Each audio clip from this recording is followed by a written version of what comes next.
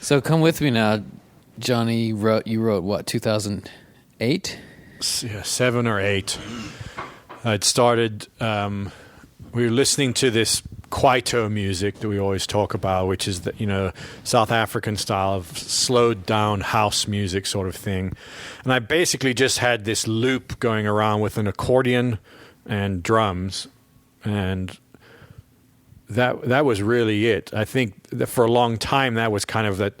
I knew there was something in that groove and in that accordion riff, that there was something in there, but it didn't really develop into a song for quite a while.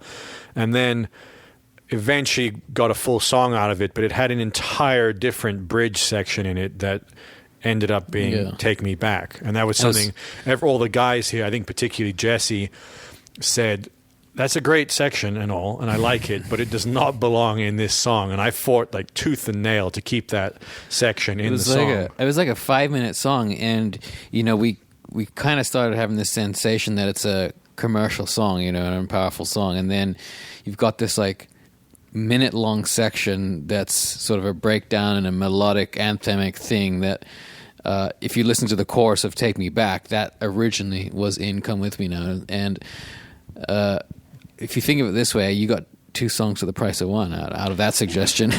That's how prolific I am.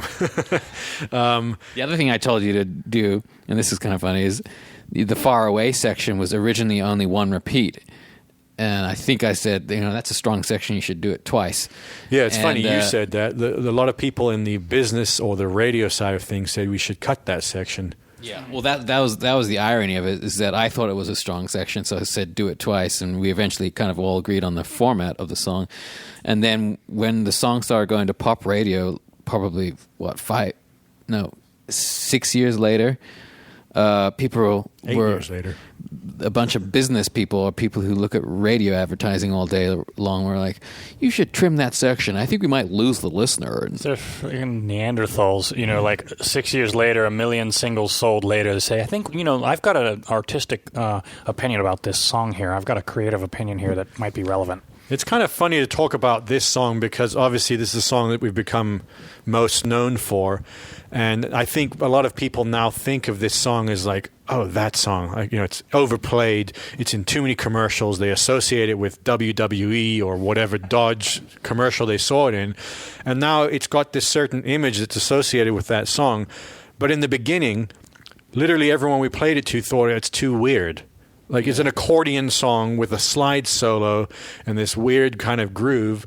That the first synchronization usage we ever got with that was that weird French movie called Holy Motors, a very obscure art film. So it started lyrically, it's anything but trying to be commercially, selling something commercially. It's only about selling one thing. Yeah, don't say anything. The whole I kind guess of we still want song the is money. a bit backwards, like the bass part is on the upbeat,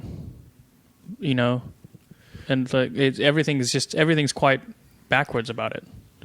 Yeah, it's just funny that now it's become like, heard that, boring, when we couldn't get people to listen to it. I think this song, and I'm Only Joking, though, also, there's certain songs on an album, and we're finding that even as we're recording this new album, that are difficult to record.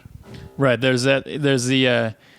is definitely the inspiration part of songwriting, but it's very brief. It's much shorter than most people realize. It's usually at the beginning, and it's, it goes away pretty quickly, and then the rest of it is craftiness. Yeah, this one, I'm Only Joking, a couple more like that were just almost a grind getting the final record to squeeze out that little thing, It's like a bigger, more extreme example would be thinking that like Michelangelo was inspired the entire time he was carving whatever he was carving, David. Yeah. It's like, a lot of the time he was just like chipping rock away.